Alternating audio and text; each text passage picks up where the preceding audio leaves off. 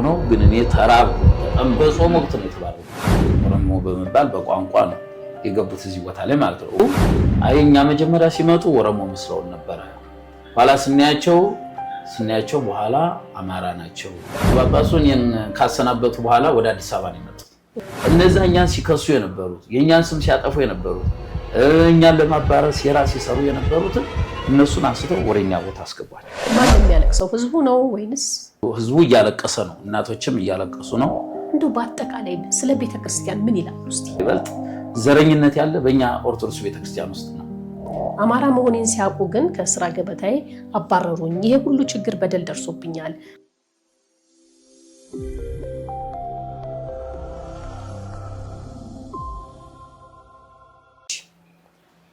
ሰላም ጤና ይስጥልን። በመላው ዓለም የምትገኙ የቲቲቪ ኢትዮጵያ ቤተሰቦች እንደምን አላችሁ? ይህ እንተንፍስ የተሰኘው ፕሮግራማችን ነው። እኔ መናፍስ አባላለሁ። በዛሬው የእንተንፍስ ፕሮግራማችን አንድ አባት ይዘንላችሁ ቀርበናል። እስከ ፕሮግራማችን ፍጻሜ አብራችሁን ቆዩ።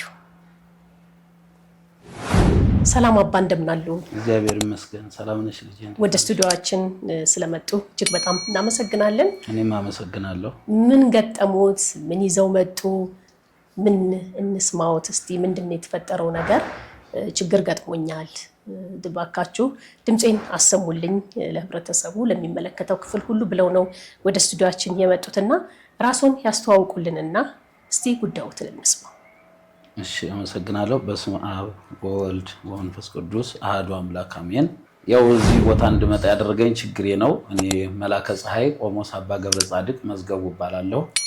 ያው ለብዙ ዘመናት በቤተክርስቲያን ላይ በአስተዳዳሪነት ስራ ሳገለግል ብዙ ልማቶችን ሳለማ ቆይቻለሁና አሁን የደረሰብኝ ችግር ቦታ በጅጅጋ ሶማሌ አገረ ስብከት ርዕሰ አድባራት ወገዳማት ደብረማዊ ቅዱስ ሚካኤል ቤተክርስቲያን በሊቀ ጳጳሱ በአባ በአቡነ ኤልሳ የደረሰብኝ ችግርና ፈተና ከየካቲት 21 ቀን ጀምሮ ብዙ ይሄ ነው የማይባል ችግር ስለገጠመኝ ያው ለኢትዮጵያ ኦርቶዶክስ ህዝበ ክርስቲያን ችግሬን እንዲያውቁልኝ ችግሬን የደረሰብኝ ችግር ደግሞ ያው የተቻለው አስተያየት እንዲሰጥልኝ ለሚመለከተው ደግሞ ጥያቄ እንዲያቀርብልኝ የቀረብኩት ማለት ነው።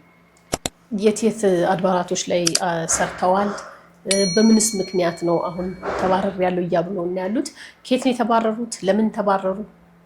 ያው እነዚህን አቡነ ኤልሳ የተባሉት ሊቀ ጳጳስ በመጀመሪያ ጊዜ በምስራቅ ሸዋ ሀገረ ስብከት በምስራቅ አርሲ ሀገረ ስብከት በተለያዩ ሀገረ ስብከቶች ሰርቻለሁ ማለት ነውና እሳቸው ለዚህ ደረጃ ሳይበቁ እንደኔው በምንኩስና ህይወት እንዳሉ በሁሩታ በምስራቅ አርሲ ሁሩታ ደብር ላይ በአስተዳዳሪነት ሰርቻለሁ ማለት ነው። እዛ በመሰራበት ጊዜ እሳቸው የዛ አካባቢ ተወላጅ ናቸው። እዛ ነው የምንተዋወቀው። እዛ እንደነበርኩኝ ከዛ ደግሞ ወደ ምስራቅ ሸዋ ሀገረ ስብከት ተመልሼ በብፁዕ አባታችን አቡነ ጎርጎሮስ መልካም ፍቃድ በምስራቅ ሸዋ በተለያዩ ሀገረ ስብከቶች ሰርቼ በዱከም ቅዱስ ዮሐንስ ቤተክርስቲያን በአስተዳዳሪነት ተመድቤ እየሰራሁ እያለሁ እሳቸው ያው ለዚህ ማይረግ በቁ ማለት ነው። ለዚህ ማይረግ በቁና ወደ ጅጅጋ ሶማሌ ሀገረ ስብከት ሲመደቡ ከዛ ከተመደቡ በኋላ እኔን ደግሞ የልማት አባት ነዎት፣ ድሮም አውቆታለሁ፣ ጸባዮቱን ሁሉንም አውቃለሁ፣ አብረን ስራ ይርዱ ብለው ነው ወደዛ ቦታ ይወሰዱኝ ማለት ነው። እዛ ቦታ ላይ ለ6 ወር ይሄ ነው የማይባል መቼም እንደ ቤተክርስቲያን ልጅነቴ ከሰበካ ጉባኤው ጋር ከደብሩ ሰበካ ጉባኤ ጽሕፈት ቤት ጋር ከካህናት ጋር በስምምነት ልማት እያለማሁ ባለሁበት በተለያዩ ግለሰቦች ያው ምክንያት ከስራ ተሰናብቼ ያው ነው ያለው ማለት ነው። እዛ ቦታ ላይ ስመደብ ያው በቅዱስነታቸው በፓትርያርኩ የተመደብኩበት ደብዳቤ ያው በዚህ ይገኛል ማለት ነው። ይሄ ነው ደብዳቤው። በቅዱስነታቸው በእሳቸው አቅራቢነት ተመድቤ እዛ ቦታ ላይ ያለው እንግዲህ እንደ ቤተክርስቲያናችን ህግና ስርዓት ያው ቤተክርስቲያናችን የምትመራው በቃለ ዓዋዲ ነው። በቃለ ዓዋዲ ህግ ነው የምትመራው። አንድ ሰው ከስራ የሚሰናበትበት የሚታገድበት ህግና ህግ አለው። መጀመሪያ የምክር ይሰጠዋል። ሁለተኛ ደግሞ ያው ማስጠንቀቂያ ይሰጠዋል። ከዛ ደግሞ የገንዘብ ቅጣት ይቀጣና ለስንብት የሚያበቃ ነገር ካለ ወይም ይታገዳል ወይም ይሰናበታል እንጂ እኔ ግን ይሄ የቃለ ዓዋዲ ህግ አልተጠበቀልኝም ማለት ነው። ይህንንም ደግሞ እኔ መሰናበት የሚችለው በቅዱስነታቸው ስለተመደቡ እነዚህ ሊቀ ጳጳሱ ለቅዱስነታቸው ያጠፋውትን ችግርና ሁለመናውን ለቅዱስነታቸው ሪፖርት አቅርበው ቅዱስነታቸው ነው ማንሳትም ማስቀመጥም ማባረር የሚችሉ ቅዱስነታቸው ነበር ማለት ነው። እና ይሄ የቃለ ዓዋዲ ሕግ ምንም አልተጠበቀም። እኔ ግን በማንነትና በማንነቴ ብቻ ነው ተዛ ቦታ የተባረርኩት ማለት ነው። ለምሳሌ ማንነት ሲሉ እኔ መጀመሪያ እዛ ቦታ ላይ እኔ ተባረሬ ወደዚህ ወደ አዲስ አበባ ለሕግ በመጣሁበት ሰዓት የሀገር ሽማግሌዎች ጠየቁ። ለምንድን ነው እኒህ አባት የተባረሩበት? ሌሊት ነው ውጣ ተብዬ የተባረርኩት። ሌሊት ላይ ነው የተባረርኩት። ያው ደብዳቤ ደረሰኝ እዛው ጽሕፈት ቤት የምሰራበት ላይ እና ተብዬ ተጠራው። የስንብት ደብዳቤው ይኸው እዚህ ይገኛል። ይኸውና የስንብት ደብዳቤ ደረሰኝ። የስንብት ደብዳቤ ከደረሰኝ በኋላ ያለህን ንብረት የቤተክርስቲያኑን ንብረት የጽሕፈት ቤቱን በአስተዳዳሪ ቤት ያለውን ንብረቶችን አስረክብ ተባልኩ። ያስረከብኩበትም ይሄውና ይሄ የሀገረ ስብከቱ ልክ መጡ ደብዳቤ ደረሰኝ አስረክብ ተብዬ ንብረቱን አስረከብኩ። ለኔ ያው ምንም ዕዳ የለባቸውም ምንም እንትን የለባቸውም ተብሎ የኔም ፊርማ አለ የተረከቡትም አለ አስረካቢና ተረካቢም ሁሉ ፊርማ አለ ምንም የለባቸው ተብዬ ይሄ ተሰጠኝ። ከዛ በኋላ ወደ ጠቅላይ ቤተ ክህነት መጣሁ። እዛ ጋር አሁን በማንነቴ ነው ይሄ ሁሉ ችግር የደረሰብኝ ብሏልና ማንነት ሲባል እስቲ አብራሩልኛል። ማንነት ያልኩኝ ያው የሀገር ሽማግሌ ጠይቋል። መጀመሪያ እኔ ኦሮመኛ እችላለሁ ኦሮመኛ እችላለሁ። የተወለድኩበት ግን ሰሜን ነው የተወለድኩኝ። ሰሜን የት? ሰሜን ጎጃም ነው የተወለድኩኝ። እሺ ጎጃም ነው የተወለድኩኝ። ከዛ መጥቼ እዚህ ብዙ ዝዋይ አመረ ብርሃን ቅዱስ ገብርኤል ገዳም ላይ ብዙ ጊዜዎች ቆይቻለሁ። በዚህ በኦሮሚያ ክልል ብዙ ቆይቻለሁ። ኦሮመኛ እችላለሁ ማለት ነው። ያው ሊቀ ጳጳሱ እኔን ካሰናበቱ በኋላ ወደ አዲስ አበባ ነው የመጡት። የሀገር ሽማግሌ እንዳይጠይቃቸው ህዝቡ እንዳይጠይቃቸው እኔን ካሰናበቱ በኋላ ቀጥታ ወደ አዲስ አበባ መጡ። የሀገር ሽማግሌ ያው ሊቀ ካህናት ቀሲስ ኢዮብ የሀገረ ስብከቱን ስራ አስኪያጅ ለምንድን ነው እነዚህ ሰውዬ የተባረሩበት? የልማት አባት ናቸው ምንድን ነው ያጠፉት? ምንድን ነው ችግራቸው ብለው ሲጠየቁ አይ እኛ መጀመሪያ ሲመጡ ኦሮሞ መስለውን ነበረ ኋላ ስናያቸው በኋላ አማራ ናቸው ቃል በቃል እንደዚህ አሉ። ይሄን ለሀገር ሽማግሌ የሰጡት መልስ ማለት ነው። የሀገር ሽማግሌ ነው ቃል በቃል የሰጡት። እንግዲህ የሀገር ሽማግሌ ያዋሽ ይሄን መልስ ነው የሰጡት። እና እኔ ብቻ አይደለሁም ከዛ ቦታ የተሰናበትኩ ወደ 10 ሰው ከኔ ሌላ ከደረጃ እያወረዱ ስንት ዓመት የሰሩትን ብዙ ጊዜ ብዙ ልማት የሰሩትን ከኔ በታች ያሉትን እኔን ግን ለስንብት ነው ሌሎችን ከደረጃ እያወረዱ ያው የአንድ አካባቢ ሰዎች ናቸው በማለት ነው። እነሱም እንደርሶ ናቸው። እነዛም በማንነት ነው እነሱም በማንነት ነው ወደ 10 ሰው ይሆናሉ። የስም ዝርዝራቸውን ባቀርብ እኔ ብዙዎች ናቸው። እና እንደዚህ ተደርጎ ያው እኔ ችግር እየደረሰብኝ ፈተና እየደረሰብኝ ያለው ማለት ነው። እንዲህ አይነቱ አካሄድ ከላይ የመጣ ይመስሎታል ወይስ እንደው እዛው ከታች ያሉት ናቸው ይሄን ነገር የሚያደርጉት? ያው እኔ እንግዲህ የተፈጠረውን ችግር ከላይ ያው ተሊቀ ጳጳሱ ነው ይሄ ችግር ማለት ነው። እሳቸውም አመጣጣቸው ወደዚህ ማይረግ ሲገቡ በዚሁ ነው በዚሁ ኮታ ነው የገቡት ማለት ነው። ኦሮሞ በመባል ማለት ነው። ኦሮሞ በመባል በቋንቋ ነው የገቡት እዚህ ቦታ ላይ ማለት ነው። ዕውቀት ኖሯቸው አይደለም። እኔ አውቃቸዋለሁ። እሳቸው ልቅን የደብር ስራ አስኪያጅ ሆነው እንኳን አልተሾሙ። ቄሰ ገበዝም አልሆኑ። ከመስቀል ዙናን መድኃኔዓለም ገዳም ነው ቁልፍ ያዥ ነበሩ። ከዛ ተነስተው ወደ ዝም ብለው ያው በነበረው ወቅት ታውቁታላችሁ በዛ ግርግር ያው ገቡ። እንግዲህ ለዚህ ደረጃ በቁ ማለት ነው።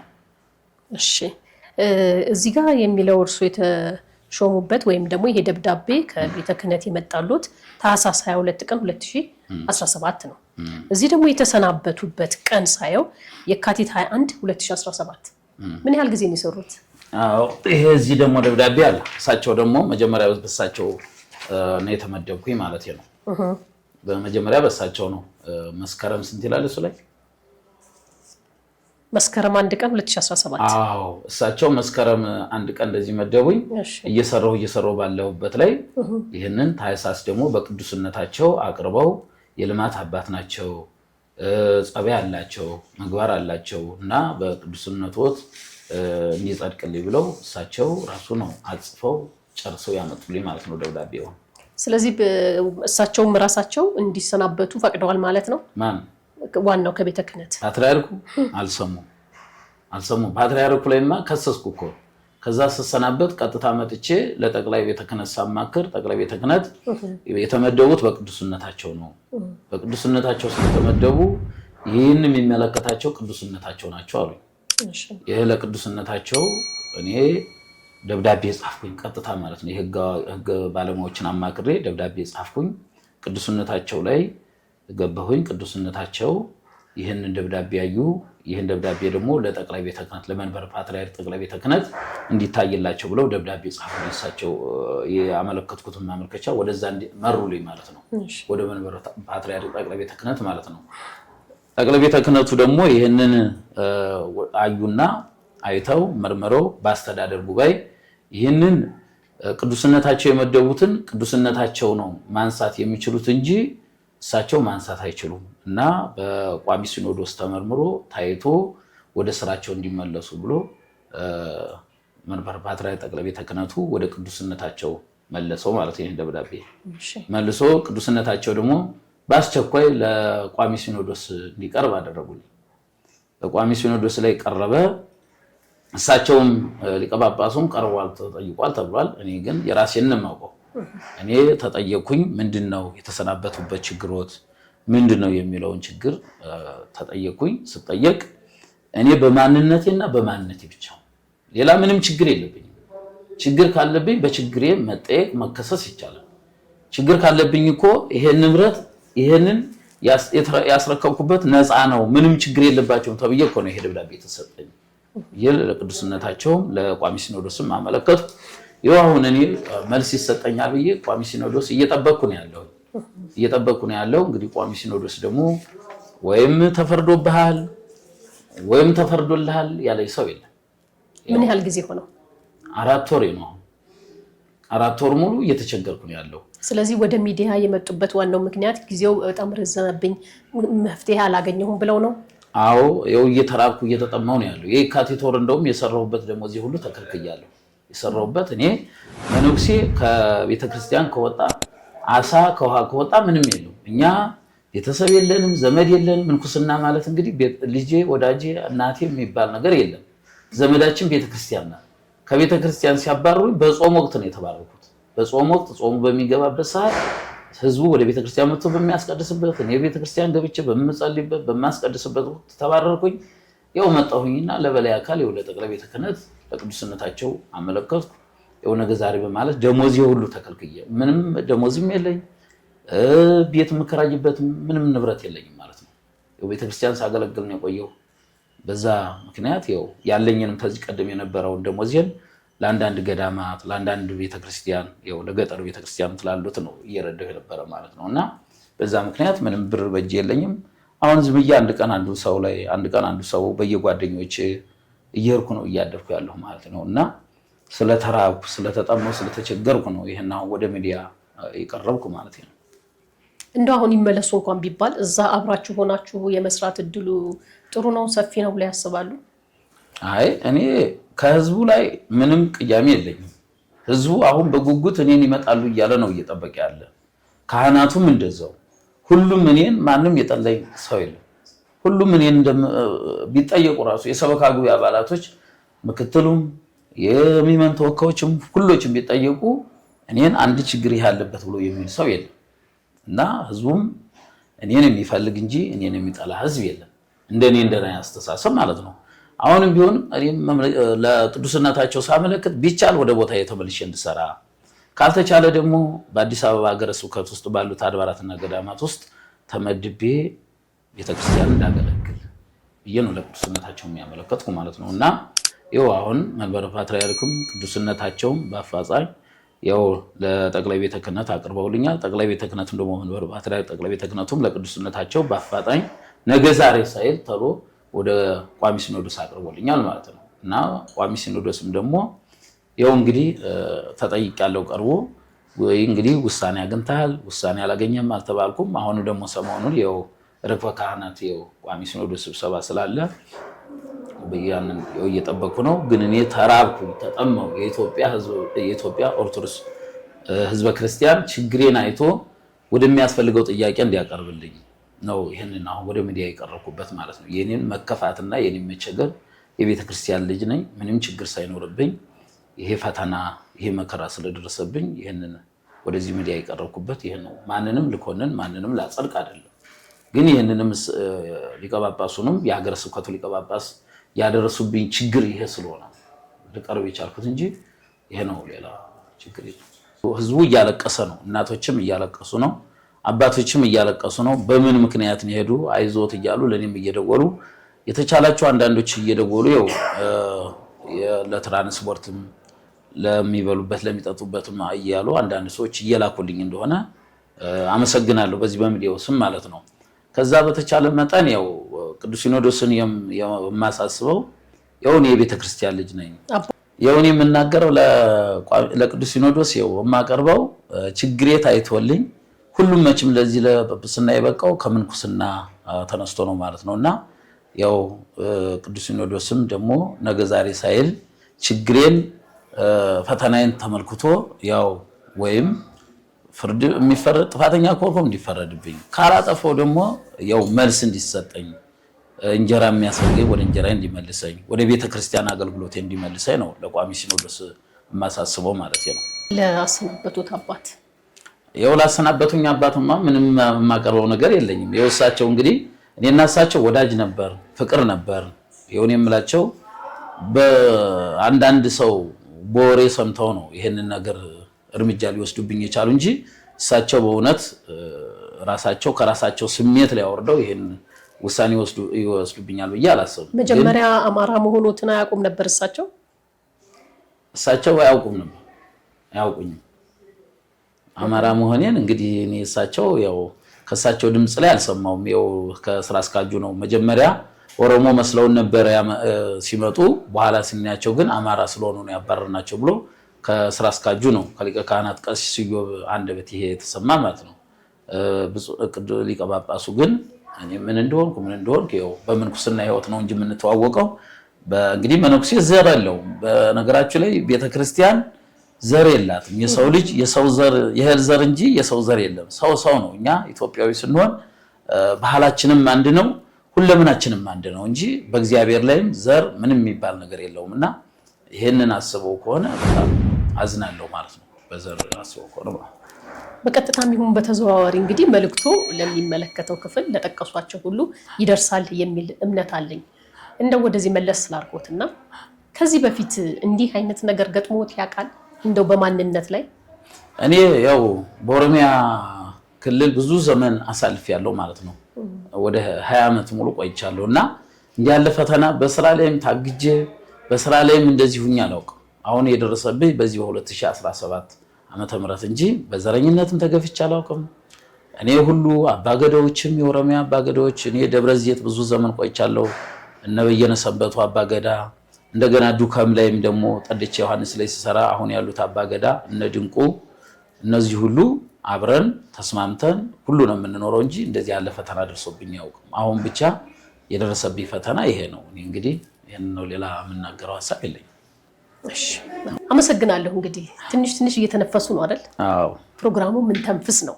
አዎ ያው እንተንፍስ፣ ውስጣችን ያለውን ነገር እናውጣ፣ መፍትሄውን ወደሚመለከተው አካል እስከምናገኝ ድረስ ማውራታችንን መተንፈሳችንን አናቆምም የሚል ይዘት ያለው ነውና እርስዎ እንዴት ኖት? ተንፈሳሉ? አዎ እንግዲህ እንግዲህ ችግሬን ለሕዝበ ክርስቲያን ለኢትዮጵያ ኦርቶዶክስ ቤተክርስቲያን መናገሬ ችግሬን ካወቀልኝ ሚዲያውም ያው በእውነት ሚዲያውንም አመሰግናለሁ። ለዚህ ጊዜና ሰዓት ወስዶ ችግሬን ለማስተላለፍ እንደዚህ በመውቃቱ ሚዲያውን በጣም አመሰግናለሁ ማለት ነውና እኔ አሁን ከዛሬ ቀን ጀምሬ ይኸው በጣም ለህዝቡ ችግሬ መሰማቱ ለሁሉም ለኦርቶዶክስ ቤተክርስቲያን እንደገና ለነበርኩበት አካባቢ ሚመናንና ሚመናት ለኦርቶዶክስ ቤተክርስቲያን ይህንን መስማታቸው ችግሬን መስማታቸው በጣም ደስ ይለኛል ማለት ነው። እጅግ በጣም አመሰግናለሁ። እንደው እስቲ ወደ ቤተክርስቲያን መለስ ስላደረኩትና ብዙ አይነት ችግሮችን ከአባቶች የማይጠበቁ ጭቅጭቆችን፣ መዘላለፎችን በአስተምሮት ላይም ትንሽ መንገድ ሳት ያሉ ነገሮችን እንመለከታለን። አሁን ደግሞ እርሶ እንደደረሰበት አይነት በደል ደግሞ በብዙ አባቶች ላይ ደርሶ የተለያየ ሚዲያ ላይ ሲቀርቡ እየተመለከትን ያለ ነውና እንደው በአጠቃላይ ስለ ቤተክርስቲያን ምን ይላሉ እስቲ? አዎ ትክክል ነው። እኔ ብቻ አይደለሁም፣ ብዙ አንዳንድ አባቶችም አበው መነኮሳትም እንደዛው የቤተክርስቲያን መምህራንም ካህናትም ዲያቆናትም ይኸው እንደዚሁ ደረሰብኝ የሚሉ ብዙዎች አሉ ማለት ነው። እንሰማለን ያው እንደዚህ ታግደን ከዚህ ቦታ ተባረን ከዚህ ቦታ እንደዚህ ሆነን እያሉ የሚሉ ሰዎች እንደምንሰማ አውቃለሁ ማለት ነው።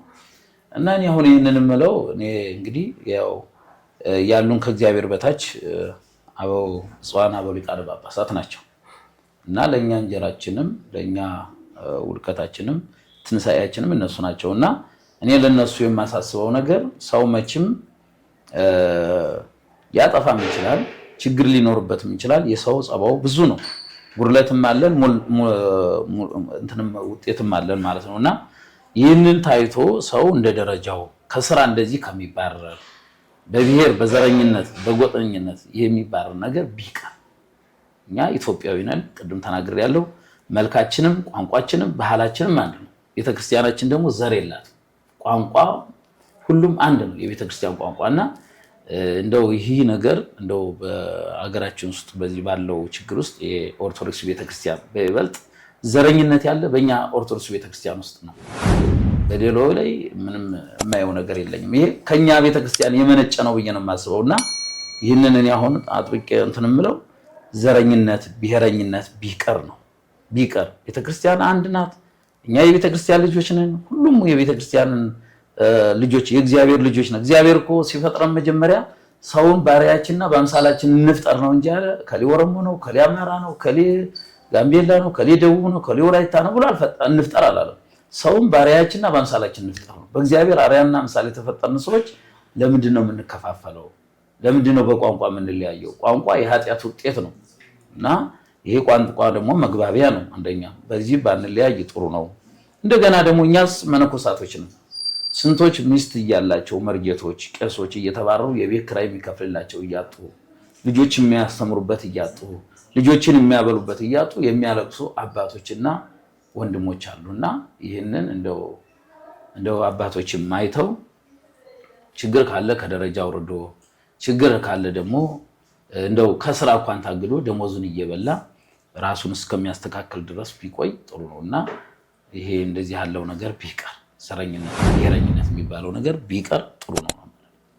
መጀመሪያውኑ ለምን እንዲህ አይነት ነገር ተንሰራፋ ብለው ያስባሉ? እንግዲህ ምን ይታወቃል። ይሄ እኔ ብለው የኃጢአታችን ውጤት ነው ብዬ ነው የማስበው። አሁን ይሄ ሁሉ ችግር የደረሰ የኛ የቤተክርስቲያን አባቶች ችግር ነው ብዬ ነው የምወስደው። ለምን እንግዲህ አሁን ህዝበ ክርስቲያኑ ስጥ ሲሉ ለቤተክርስቲያን ይሰጣል። እንኳን ገንዘቡን ቀርቶ ልብሱን አውልቆ ቢሆን ስጥ ቢሉት ይሰጣል ማለት ነው። ችግሩ ያለ እኛ ቤተክርስቲያን አባቶች ላይ ነው። ልብሳችን ሲያወጥ ሁለመናችን ሲሆን በቃ ጥሩ ነው፣ ግን ውስጣችን አንድ ቤተክርስቲያን የሚያገለግሉት ራሱ አንድ ልብ አይደለም። ይሄ ስለሆነ የእግዚአብሔር ቁጣ ነው ብዬ ነው የማልቀው። ኃጢአታችን ብዛት እኛን እንድንለያይ እኛን የብቻ ተለያይተን እንድንባል ያደረገን የኃጢአታችን ውጤት ነው፣ የእግዚአብሔር ቁጣ ነው ብዬ ነው የማስበው። በምን መስተካከል ይችላል? ያው ምን ይስተካከል ስላልን ይሄ ነገር ይቅር ዘረኝነት ይቅር ስላልን አይቀርም መቼስና ምንድነው መደረግ ያለበት? ይሄንን እንግዲህ ይሄ መቅረት የሚችለው ብዬ የማስበው አንደኛ አስተሳሰባችንን መቀየር ነው። ሁለተኛ ደግሞ ወደ እግዚአብሔር መጸለይ ነው ያለብን፣ ወደ እግዚአብሔር ማልቀስ ነው ያለብን። የነነዌን ህዝብ እኮ ከሳት ያዳነ አምላክ እኛን ደግሞ ያድነናል ብዬ ነው የማስበው። እኔ ምንም የምጠራጠርበት ሁኔታ የለም። ማን የሚያለቅሰው ህዝቡ ነው ወይንስ እኛ አባቶች ነን እንጂ ወደ ቤተክርስቲያን መጸለይ ያለብን እኛ ነን። እኛ ስንጸልይ እግዚአብሔር ይታረቀናል። ህዝቡማ እያለቀሰ እየጸለየ ነው ያለው እኮና እኛ ላይ ነው ችግሩ፣ አባቶች ላይ ነው ችግሩ። አባቶች ህዝቡን ከኛ አባቶች እኮ ነው መጀመሪያ ህዝቡንም እንዲለያይ የምናደርገው የቤተክርስቲያን አባቶች ነን። እኛ እንድኮን ህዝቡማ እንዲሆናል ማለት ነው። ይሄን መመለስ የምንችለው እኛው ነን ነው እኛው ነን። እኛ አንዳንድ የህብረተሰብ ክፍል ለጥቅም ብለው ነው ጥቅሞቻቸውን ለማሳካት ሀብታቸውን ለማካበት ብለው ነው እንዲህ የሚያደርጉት የሚሉ አሉ። እንግዲህ ይሄ መንፈሳዊ ስራ አይደለም። አንድ ሰው መለኮሰ ከተባለ ሞተ ነው አይደል? ሀብት ንብረትም አያስፈልገው። አሁን ላይ ግን ማምን አለው ቢባል በቤተክርስቲያን ዘንድ እጅግ በጣም የሚያሳዝኑ ነገሮችን እየተመለከትን እኛም ብዙ መረጃዎችን እያገኘን እየዘገብን ነበረ። ለምን ሲባል እንግዲህ ማን ይሄን ሊመልስ የሚችለው ነው? እርሶስ ምን ይላሉ? አይ ማን አለው የሚባለውን እንግዲህ ማን እንዳለው ራሱ ነው የሚያውቀው። ይሄ የሰው አስተሳሰብ ሊሆን ይችላል ብዬ ነው የማስበው። ለሰው ልጅ መቼም መንኮሰ ሞተ ይላል። መንኮሰ ሞተ ቢልም ሰው ከሌላ ነገር ነው መታቀብ ያለበት እንጂ ሰው እኛ መነኮሳቶች ነን። እንግዲህ ያው ለተወሰነ ገንዘብ ያስፈልገናል። ገንዘብ ብንታመም አንድ ነገር ቢደርስብን አስታማሚ ልጅ ዘመድ ርቀን መተናል። ልጅ የለንም ዘመድም የለንም ትተናቸው መተናል ማለት ነው። እኛ ዘመዳችን ህዝበ ክርስቲያኑ ነው። ብንታመም ብንሸመግል እንኳን ወደ ገዳም ገብተን ገንዘብ ከሌለን መጦር አንችልም። እንደገና ብንታመም እንኳን ደግሞ ገንዘብ ከሌለን ሰራተኛ እንኳን ቀጥረን ማስታመሚያ ከሌለን ማንም ሊጎበኘን አይችልም ማለት ነው። ለምን በቁመና ትተናቸዋል። እኔ ስለሆነ ገንዘብ ለመነኮሳት አያስፈልግም አይባልም፣ ያስፈልጋል በመጠኑ ግን እንደሌላው ልጄ ምን ምናምን ማለት አስፈላጊ አይደለም። አባቶች አሁን አንዳንድ ብፁዓን ሊቃነ ጳጳሳት ቤተክርስቲያን ይረዳሉ። መቅዶኒያ ምንም ማሳዳጊ የሌላቸው ወላጅ አልባ ያጡ እነሱን የሚረዱ አባቶች እንዳሉ አውቃለሁ እኔ እና ይሄን አስመልክቶ ሊሆን ይችላል እንጂ ገንዘብ የአንዳንድ አሁን አባቶች ገንዘብ ያካብታሉ፣ እንደዚህ ያደርጋሉ፣ እንደዚህ ያደርጋሉ። ይሄ ስም ማጥፋት ነው። ይሄ እኮ ነው ችግር ያመጣው፣ ስም ማጥፋት ነው። ስም እንደዚህ የሚባለው የሉም እያሉ ነው እርሶ? አይ ማለት የሉም ማለት የሚኖሩ ሊኖሩ ይችላሉ እኮ ሊኖሩም ይችላሉ፣ ደግሞ አይኖሩም ማለትም አንችልም። ይኖራሉ ማለት ያው ሊኖሩም ይችላሉ ላይኖሩም ይችላሉ። እኔ የራሴ አስተሳሰብ ነው የምናገረው፣ በራሴ አስተሳሰብ። እሺ አመሰግናለሁ። እሺ እንግዲህ በነበረን ውይይት ጥሩ ጥሩ ሀሳቦችን አንስተናል፣ መልእክቶችን አስተላልፈናል። እንግዲህ እኔ በማንነቴ ነው ይሄ ሁሉ ችግር የደረሰብኝ። አማራ መሆኔን አያውቁም ነበረ። አማራ መሆኔን ሲያውቁ ግን ከስራ ገበታዬ አባረሩኝ። ይሄ ሁሉ ችግር በደል ደርሶብኛል። የአንድ ወር ደሞዜም ተከልክያለሁኝ። ኧረ የአራት ወር ደሞዜ የአራት ወር ነው። አዎ እስካሁን ድረስ ያለው የካቲትማ የሰራሁበት ነው። እዛው እንዳለ የሰራሁበት የካቲት ወር እንዳለ ተቀማውኝ እዛው ቀሙኝ። በቃ የሰራሁበት ነው እንደዚህ። ስለዚህ አንድ ላይ የአራት ወር ነው ነው እስካሁን ድረስ እስካለሁበት ድረስ ማለት ነው። ከተሸኙ በኋላ ሂሳብ ይከፈላል እንዴ? አዎ አሁን አንዳንድ ቦታ ላይ ሲታገድ ሰው ከስራ ነው የሚታገደው። እሺ ከስራ ይታገዳል። ቅያሬ እስከሚቀየር ድረስ ደሞዙ ይከፈለዋል። እንደዛ ነው የሚደረገው። አሁን ብዙ አዲስ አበባ ላይ አንዳንድ አስተዳደሮች ብዙዎች የታገዱ ሰዎች አሉና ከስራ ነው እንጂ የታገዱ ከደሞዝ አልታገዱ። ስለዚህ በእርሶ ቦታ ማንም አልገባም እስካሁን? አይ በጊዜያዊ ብለው አንድ የሚገርመኝ ነገር እኮ እሱ ነው። አሁን ያ ቦታ ትልቅ ቦታ ነው። ርዕሰ አድባራት ወገዳማት ደብረ ቅዱስ ሚካኤል ቤተክርስቲያን ይባላል። እዛ የነበሩት ሰዎች ብዙ ለትልቅ ደረጃ እየደረሱ ያሉበት ነውና በመነኮሳት በትልልቅ አባቶች ሲመራ የቆየ ትልቅ ደብር አንድ በቅርብ ጊዜ ነው ከድቁና ወደ ቅስና ያስገባናቸው ማለት ነውና እሳቸውን ያው እንግዲህ በጊዜያዊ ብለው እሳቸውን ፓትርያርኩ የሚመራበትን ቦታ በፓትርያርኩ የሚመደብበትን ቦታ እሳቸው ያው በጊዜያዊ ብለው ለአንድ ቄስ ሰጥተው ያው ቄሱ አበል ነው እየሰራ የኔን ደሞዝ ሳይሆን አልዋንስም ይባላል። አልዋንስ ማለት አበል ማለት ነው። አበል እሱ የኔን አበል እያገኘ ነው የሚሰራ። ደሞዜ ግን ዝም ብሎ ተቀምጧል እና እኔ ብቻ አይደለም ከዛ ቦታ ደግሞ ይወረድኩኝ። ጸሐፊው ነበር። ከጸሐፊነት አንስተው ወደ ድቁና፣ ሂሳብ ሹሙን አንስተው ወደ ቅስና፣ ገንዘብ ያዥ ነበር። ገንዘብ ያዥ ስንት ዓመት የሰሩ እነዚህ አባቶች እነሱንም አንስተው ወደ መርጌትነት፣ እነዛ እኛን ሲከሱ የነበሩት የእኛን ስም ሲያጠፉ የነበሩት እኛን ለማባረር ሴራ ሲሰሩ የነበሩትን እነሱን አንስተው ወደኛ ቦታ አስገቧቸው። በማንነት እሺ አዎ እጅግ በጣም ነው የማመሰግነው። እንግዲህ ኦሮምኛ እችላለሁ። አካባቢው ላይ እንግዲህ ኦሮምኛ ነው ቋንቋው የምትባቡበት ማለት ነው። እዛ ቋንቋው እዛ ሶማሌ ነው። ያው ብሔር ቅድም አንቺ የጠየቅሽው ነገር ነው። የአካባቢ ሶማሌኛ ነው። በምንድን ነው እናንተ አስተምሮቱን የምታስተላልፉት? በአማርኛ ነው። በግዕዝ ቤተክርስቲያን የምትገለገል በግዕዝ ነው። ለህዝቡ እንዲሰማ ግን በአማርኛ ነው የሚነገረው። አሁን አካባቢ እኔም እኮ የደነቀኝ ኦሮሚያ ቢሆን ኖሮ እኔም በኦሮሚያ ብዙ ቦታዎች አገልግያለሁ። ኦሮምኛ አይችልም ይሄ ነው ተብዬ ማንም የነቀፈኝ ማንም ያሳደደኝ ሰው የለም። እንደውም በጣም ነው ተግባብተን የምንኖረው ማለት ነውና እኔም የገረመኝ እኮ የአካባቢ ሶማሌኛ ነው። በሶማሌኛ ከሆነ ያው ሶማሌዎች ያገልግሏል። እኔም እኮ የገረመኝ በኦሮምኛ አይገለገልም። ኦሮምኛም እችላለሁ ግን በዘረኝ ብቻ በብሔረኝነት ማለት ነው። ስለዚህ አካባቢው በአማርኛ ነው የምታስተምሩት። እናንተ አማርኛ ተብሔርም ብሔር እኮ ተለያይቶ ነው ጎጃሜ ስለሆነ ማለት ያን ቦታ ያቀኑት ሊቀ ካህናት ቀሲስ አባይነህ ይባላሉ። አሁን አዲስ አበባ ነው ያሉት ማለት ነው። ለዛ ቦታ ብዙ ልማት ያለው ብዙ የሰሩ እኔ ጠይቄያቸዋለሁ ሊቀ ጳጳሱን እኔን ሲያግዱኝ መጀመሪያ ስራ አስኪያጁን አወረዱና ሌላ የዘው የኦሮሚያ አካባቢ ሰው ነው ብለው የሐረር ሰው ከምዕራብ ሐረርጌ ዘው የነበረ አምጥተው ነው ስራ አስኪያጅ ያደረጉት። እንደገና ደግሞ አንድ ጊዜ መተው እሱን አወረዱ፣ ሁለተኛ መተው ጸሐፊውን አወረዱ፣ ሶስተኛ መተው ደግሞ የስብከተ ወንጌሉን ኃላፊ ያወረዱ። ከዛ መተው ደግሞ አንዱ ሲያወርዱ ለምንድን ነው ብፁዕ አባታችን ለምንድን ነው እንደዚህ የሚያደርጉ? እነዚህ እኮ ሊቃውንቶች ናቸው፣ ብዙ የተማሩ አባቶች ናቸው፣ ለምንድን ነው እንደሚያደርጉ ስላቸው፣ አይ የአንድ አካባቢ ሰው ብቻ ነው የተቀመጠበት፣ ጎጃሚዎች ብቻ ናቸው የተቀመጡበት፣ ለምንድን ነው እንደዚህ የሚደረገው? እንደዚህ አይባልም፣ ከእርስዎ ይህ አይጠበቅም። እርስዎ እነዚህ ሰው ያልቀጠሯቸውም የተቀጠሩ በሌላ ጊዜ ነው። ከዚህ ቀደም የነበሩት ጳጳሳት ደግሞ አላሳደዱ።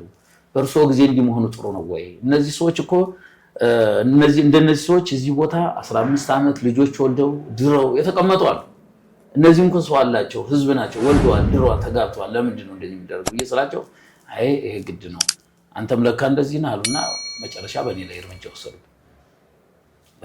ወሰዱብኝ ማለት ነው። መጀመሪያ ግን ለምን እንደዚህ አንድ አካባቢ ሆነ አይታወቅም። አረ ብዙ ነው እዛ ቦታ ላይ ጎንደርም አለ፣ ወሎም አለ፣ ጎጃምም አለ።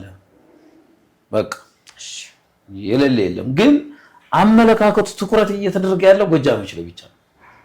ምን እንዳጠፉ እዛ የነበሩ ሰውየው ታሪካቸውን የጠቁር የሆኑ ቀይ የሆኑ ሰውየውን አለባቸው። እዛ ቦታ ላይ ግን ዓለም የሚመሰክርላቸው በዛን ጊዜ ከሐረር አገረ ስብከት ጋር ነበር የሚተዳደረው ማለት ነው። እና ጠቅላይ ግዛት ተብሎ ነበር። እዛ በወረዳ ቤተ ክህነት ስራ አስኪያጁ ነው ሊቀ ካህናት አባይነህ የሚባሉ ማለት ነው። እዛ ልማት ሲሰሩ ሊቃውንቱን ከሰሜን ይሄዱና ሊቃውንት በዛ ጊዜ ስለሌለ እንደው ሲያዩት ገናው ሊቃውንት ይዘው ያመጡና እዚህ ያስገባሉ። እና በዚህ የተነሳ ነው እዛ ቦታ ላይ ያው እነዛ ሊቃውንቶች ያሉበት እንጂ ሊቃውንቱ ላይ እኮ ችግር የለም። አንተ ጎንደርና አንተ ጎጃምን አንተ ወሎ ነው ብሎ አይጣሉ። ችግር ያለ ሀገረ ስብከት ውስጥ ነው። ሀገረ ስብከት ውስጥ ነው ያለው። ሽኳቸዋል። እሺ እጅግ በጣም አመሰግናለሁ። የኔ ጥያቄዎችን ጨርሻለሁ። በመጨረሻ የሚሉት ነገር አለ እርሶ ነው? እርሶም ጨርሰዋል? አይ በመጨረሻ የምለው የማመሰግነው ሚዲያውን ቲቲቪ ኢትዮጵያ ይባላል። ቲቲቪ ኢትዮጵያ ይባላል። መጀመሪያ አንቺንም ደግሞ እህታችን መና ነው፣ በዓለም ስምሽ መና ነው፣ በክርስትና ስምሽ ደግሞ ወለተ መድኅን ነው። እነዚህንም ደግሞ ወንድሞቼንም ደግሞ እነሱንም ይሄን ጊዜ ሰጥተው ይህን ሰዓታቸውን ለኔ ሰጥተው ስላዳመጡኝ ለዓለም ለኢትዮጵያ ኦርቶዶክስ ሕዝበ ክርስቲያን እንዲሰማ እንዲያይልኝ ችግሬ እንዲታይልኝ ስላደረጉልኝ አንቺም ደግሞ ጊዜሽን ሰጥተሽ ይሄን ሁሉ ሰዓትሽን ሰጥተሽ ለዚህ እንድታናግሪኝ ችግሬንም እንድትጠይቂኝ ስላደረግሽልኝና ስላደረጋችሁልኝ አመሰግናለሁ። እኛም እጅግ በጣም እናመሰግናለን። ውድ አድማጭ ተመልካቾቻችን እናንተስ ምን ትላላችሁ? አባ እንግዲህ ተበድያለሁኝ፣ እጅግ በጣም ግፍ ተሰርቶብኛል፣ በማንነቴ ከምሰራበት የስራ ደብር ላይ ተነስቼ ይኸው እየተጉላላሁ ነው ያለሁት፣ ለራብ ለጥም ለስደት ተዳርጌያለሁ፣ ጥያቄ ለሚመለከተው ክፍል አስገብቻለሁ፣ ነገር ግን እስከዚህ ደቂቃ ድረስ ምላሽ አልሰጠኝም። ስለዚህ የሚመለከታቸው አካላት እባካችሁን ከጎኔ ሁኑ፣ አቤት በሉልኝ፣ ምላሽ እንዳገኝ እርዱኝ እያሉ ይኸው ጥያቄያቸውንም ልመናቸውንም አቅርበዋል። እናንተስ ምን ትላላችሁ? ኮመንት ላይ ሀሳብ አስተያየቶቻችሁን በመስጠት ከጎናቸው እንድትሆኑ ሀሳብ አስተያየትም እንድትሰጧቸው ከወዲሁ እጠይቃለሁኝ። ይህ እንተንፍስ የተሰኘው በቲቲቪ ኢትዮጵያ የሚተላለፈው ፕሮግራማችን ነው። እኛም የምንተነፍሰው ነገር አለ፣ እባካችሁን ወደ ስቱዲዮአችሁ መምጣት እንፈልጋለን የምትሉ ካላችሁ ከታች በሚቀመጠው ስልክ ቁጥር በመደወል ማግኘት ትችላላችሁ። መታችሁም የሆዳችሁን የተበደላችሁን ወይም ደግሞ የተደሰታችሁበትን ነገር ካለ ለትውልዱ ይጠቅማል የምትሉትን ነገር ካለ መተንፈስ ትችላላችሁ። እንድትተነፍሱም እንጋብዛችኋለን። መና ፍስሐ ነበርኩኝ። አብራችሁ ስለቆያችሁ እጅግ በጣም እናመሰግናለን። ቸርን ሰንብት።